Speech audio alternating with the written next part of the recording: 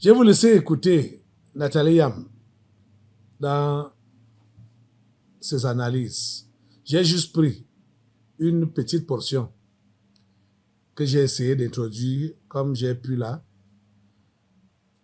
Regardez et juger. Mais je crois que c'est ce qui doit être fait. Voilà ça. La stratégie America First n'a pas créé cette dépendance, elle a simplement mise en contrat. Et c'est précisément pour cela qu'il faut en sortir. Alors maintenant, comment est-ce qu'on en sort? Pour les gouvernements qui ont déjà signé ces MOU, il faut revenir dessus. Il faut tirer parti de la nature juridique des MOU. Ces textes ne sont pas des traités, ils n'engagent pas encore formellement ou financièrement les États. Les gouvernements qui ont signé ont la capacité juridiquement et politiquement de renégocier, d'amender, d'enrichir ou tout simplement de renoncer. Pour les sommes que j'ai vues passer, là, 147 millions de dollars au Burkina, 179 millions de dollars au Niger, des sommes qui par ailleurs intègrent la quote-part des deux États, franchement, on peut les mobiliser ici avec des financements africains et très rapidement. On n'a pas besoin d'aller brader sa dignité ni des informations stratégiques pour cela. Si certains choisissent de renégocier, alors il faut exiger des clauses de soutien à la production locale de médicaments, modifier les mécanismes de reporting, raccourcir ou rallonger les délais selon leurs intérêts et quel que soit lambda. Il faut refuser la communication des données personnelles des citoyens. Et quel que soit lambda, il faut refuser la communication des données personnelles des citoyens. Et quel que soit lambda, il faut refuser la communication des données personnelles des citoyens. Il faut aussi s'assurer que les ministres ou techniciens de l'État qui ont la responsabilité de signer ou de travailler sur des MOU, des traités, des accords ou des partenariats soient bien formés, décomplexés, patriotes et sans conflit d'intérêts. Tu ne peux pas être ministre de la Santé ici et être assis en même temps au conseil de gouvernance des trucs de Bill Gates là-bas où tu ne représentes pas ton pays. Ça ne marche pas, ce n'est pas compatible. Il faut que ces personnes prennent le temps de lire, d'étudier, de comprendre, de peser tous les documents qu'ils sont amenés à signer. Les Occidentaux et même les Orientaux ne font rien dans la précipitation. Dans le cas présent, les Américains ont pris tout leur temps pour produire le document le plus efficace pour eux, en ayant étudié tous les points, pesé tout ce qui peut leur rapporter quelque chose.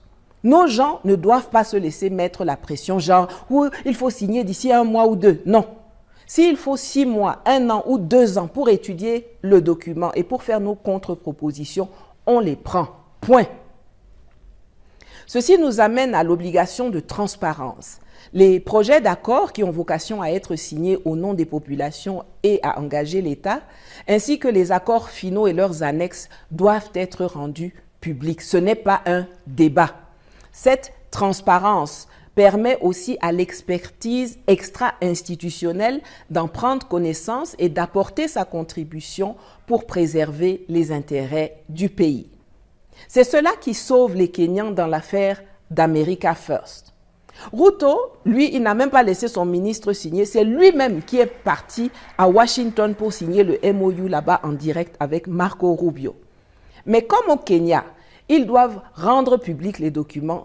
C'est comme ça qu'une organisation de la société civile, la Fédération des consommateurs du Kenya, a porté plainte par rapport à la clause de divulgation des données de santé des populations et que la Haute Cour de justice a suspendu le MOU. Donc, on ne vienne pas me dire qu'on ne peut pas faire ça. On peut. C'est une question de volonté politique. D'ailleurs, le fait que ce soit les Américains qui nous apprennent que nos propres gouvernements ont signé quelque chose est en soi un acte de domination de la part des États-Unis et de soumission communicationnelle de la part de nos États. Vous avez suivi. Donc c'est normal. Parfois, j'apprécie les interventions de cette femme. Elle est camerounaise, hein. Elle n'est pas née de nouveau. Donc, elle n'est pas chrétienne. Même si elle se fâche contre moi que j'ai dit qu'elle n'est pas chrétienne ou qu'elle n'est pas née de nouveau. Mais je sais que c'est ça qui est vrai. Elle n'est pas encore née de nouveau. Je préfère dire ça comme ça. Elle n'est pas encore née de nouveau. Mais c'est une femme. Elle est réellement panafricaniste. Elle est patriotique. Même comme elle part combattre pour son pays étant à l'extérieur. Et aussi, elle est quelque peu aveugle. Je sais que ça pourrait également la choquer, mais c'est ça, j'ai dit ce qui est, puisque je ne suis pas d'humeur à souvent enchanter les gens quand il faut dire ce qu'il y a à dire. Il dit qu'elle est aveugle. Pourquoi? Parce que sa lecture pour des choses du Cameroun n'est pas faite comme il se doit. Ce n'est pas fait dans l'angle spirituel. C'est-à-dire, quand je vois sa position, je vois ses interventions, je me rappelle de ce que j'étais avant. Moi, j'étais même déjà né de nouveau, hein. J'étais déjà pasteur, hein. Mais j'avais des positions comme elle, en ce qui concerne les choses du Cameroun. Au point où je condamnais aussi le président Paul Biya.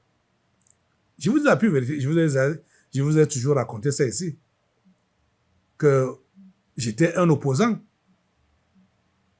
avant de comprendre que ce n'est pas ça que je devais faire et que l'homme qui est là et qui a toujours été là depuis 1982, c'est l'homme que Dieu a placé. Quand j'ai compris ça comme ça, clairement, j'ai changé d'avis. Et j'ai compris que c'est dangereux que d'être politicien, que d'être un chrétien politicien qui ne connaît pas l'opinion de Dieu.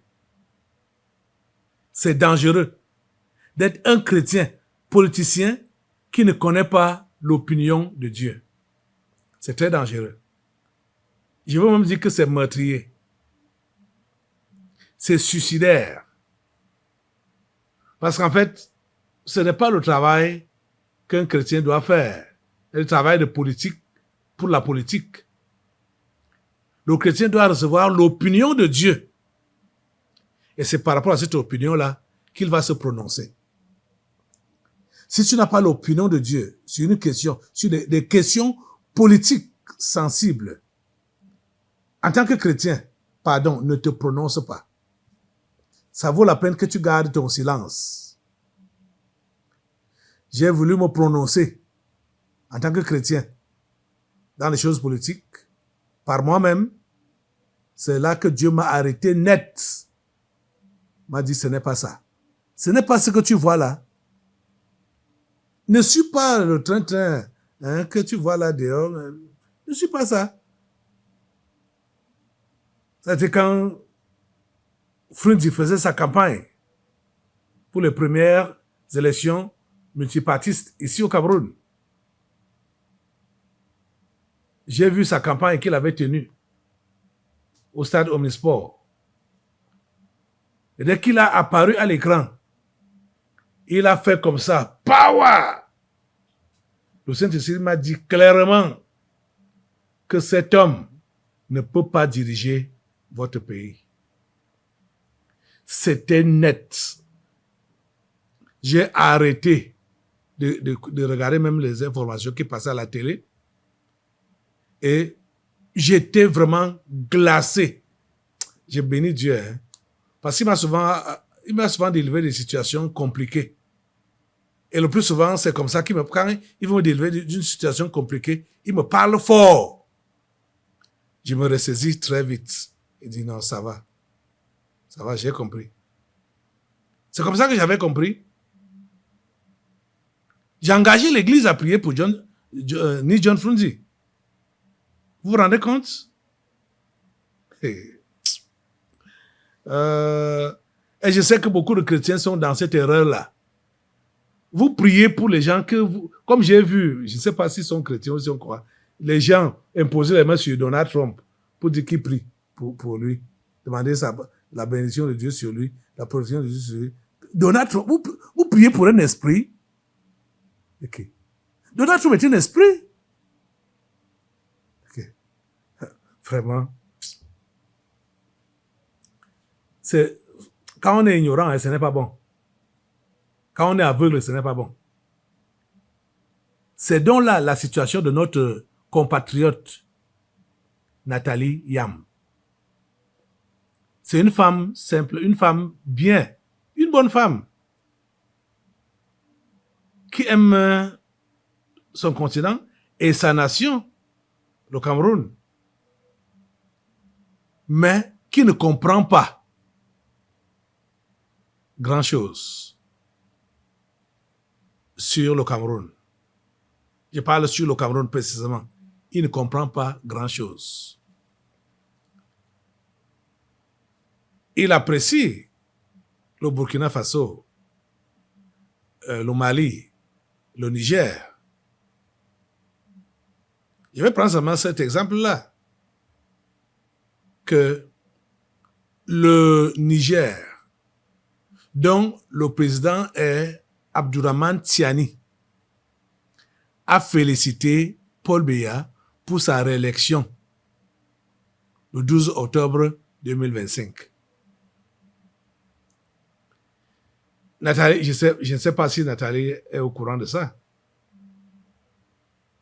mais elle doit le comprendre que ces jeunes gens de l'AS sont inspirés par Paul Biya. Peut-être elle ne le sait pas. Voilà. Ça, c'est des gens pour qui il faut prier. Prier pour Nathalie Yam. Que le Seigneur lui ouvre les yeux. Qu'elle se convertisse. C'est une bonne femme. Et une bonne femme, que si elle se convertit, elle peut vraiment aider la nation comme une consultante. Oui. Elle peut le faire comme une consultante. Elle peut aider le Cameroun. Elle peut même recevoir une nomination ici. Cette femme, Nathalie Yam.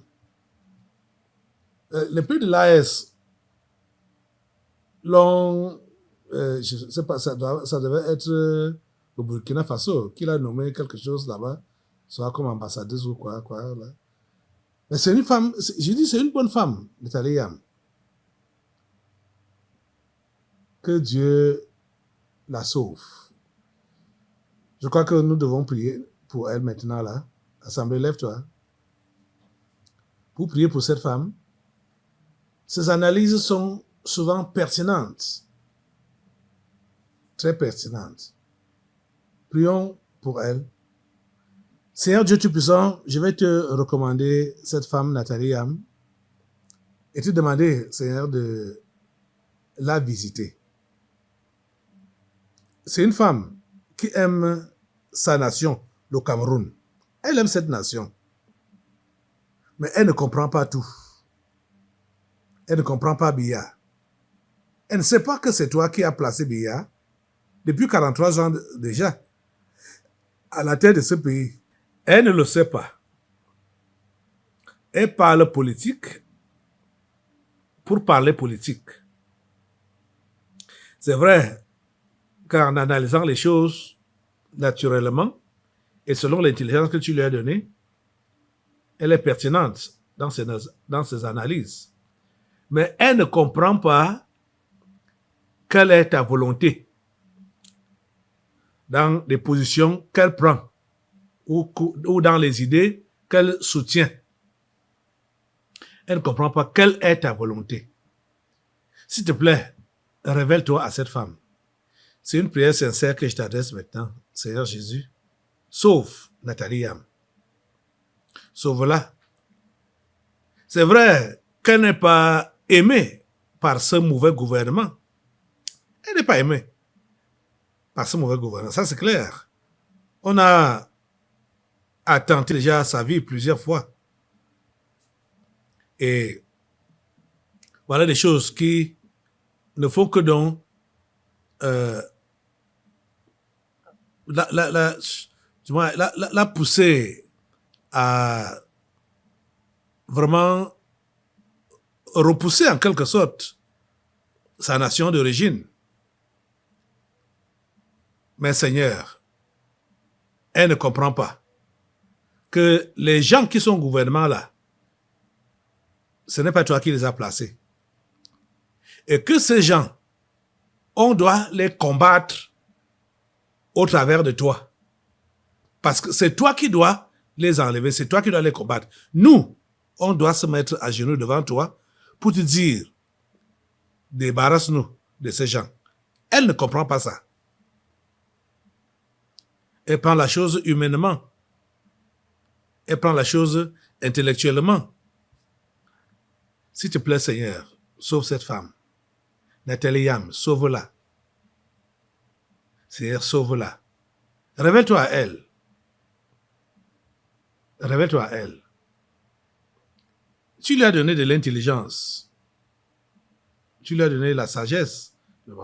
Beaucoup plus l'intelligence. Parce que la sagesse véritable, là, ça vient de toi. Mais tu lui as donné l'intelligence. Elle est intelligente. S'il te plaît, permets qu'elle puisse utiliser cette capacité que tu lui as donnée pour la gloire de ton nom. Pour la gloire de ton nom et ton nom seul. Merci Père Saint de le faire. Reçois toute la gloire et reçois tous les honneurs. Au nom puissant de Jésus, nous avons prié. Amen. Amen. Alléluia.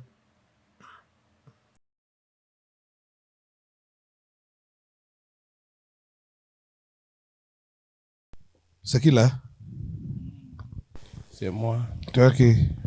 Je suis la ruse. Tu es où? C'est moi qu'on a envoyé Où? à la S. Comme Lansana Kouyaté. Oui. C'est bien moi. Pour essayer de les composer. Oui. Je viens de la part des saints. Comme ça. Oui. En particulier la France. Rien à voir avec l'organisation. Rien. Non, je suis la ruse. On sait que la CEDEAO, c'est la France. C'est toujours la France. Voilà. Donc, Tu penses les convaincre? C'est possible, hein? C'est possible. Certains vont prétendre adopter leur vision. Tu vois un peu, non? Pour que par la suite, on puisse leur donner accès à l'organisation. Tu ne vas pas prospérer là-bas. Tu ne prospères pas là-bas. Comment? Collègue. Je sais pas, la vidéo de Nathalie Yam là, tu as regardé tout ça en entier? Ok. Elle est pertinente, non? Elle est pertinente. Tu as bien abordé le sujet, hein? Tu as bien appréhendé le sujet. Nathalie est pertinente dans cette vidéo. Et généralement même dans tout ce qui concerne le panafricanisme dans les pays africains. Oui. Elle a une bonne position. Elle a une bonne posture, une bonne position. Bon, ce qui lui avait échappé, c'est les rapports avec la Russie et l'Afrique. Oui. Elle n'avait pas saisi la ruse. Nous, c'est grâce à l'Esprit Saint qu'on a connu ça. Voilà la ruse qui est en dessous. Voilà. Donc, les machins que les États-Unis ont fait avec les pays africains, on fait avec le Cameroun. On a soulevé ça l'autre jour, Oui, oui. condamnant ça. Oui, oui. C'est ça qu'elle elle est revenue sur ça, Oui. pour avoir la même position. Elle a raison, Seigneur pasteur. Les données sanitaires sont les données de la population camerounaise. Hein? C'est-à-dire nos données, les données, nous allons tous ouvrir à l'hôpital. Nous. Oui. Donc, toutes les données de la population camerounaise. N'est-ce pas? La vie privée, Ok. elle est protégée.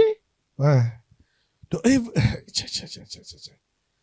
Donc, c'est la vie privée de toute une nation que les membres du gouvernement prennent et vendent aux États-Unis. Ok. Ça n'a pas de sens. Ça n'a par ailleurs pas de sens lorsque dans une convention, dans un accord, je peux signer, je peux engager mon pays alors que la partie adverse a dit mon pays d'abord. C'est-à-dire les États-Unis America disent first. America first. D'abord les États-Unis. Moi, je ne partage plus avec toi. Et vous après. Tu vois. Ça veut dire que ce n'est pas une convention gagnant-gagnant, équilibrée. Ah. Les États-Unis vont se taper la part du lion et vous prendrez les miettes. Les miettes. Voilà ce que ça veut dire. Donald Trump. Hey, il a montré toutes ses couleurs pendant cette deuxième mandature. L'esprit de destruction. Oui. Il a montré toutes ses couleurs. Tout ce qui avait été révélé sur lui lors de son premier mandat. Les premières défenses qu'on a eues sur lui là. Oui. Il n'avait pas pu travailler lors de son premier mandat. C'est pour ça que le monde des ténèbres l'a remis en surface. Sur la scène.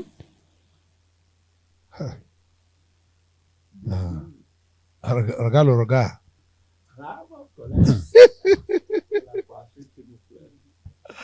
Regarde ce regard. Hein? Ça veut dire que tu as tué qui là? Et sur la ruse. De la Sana Kouyaté. Je te coupe la tête au nom de Jésus.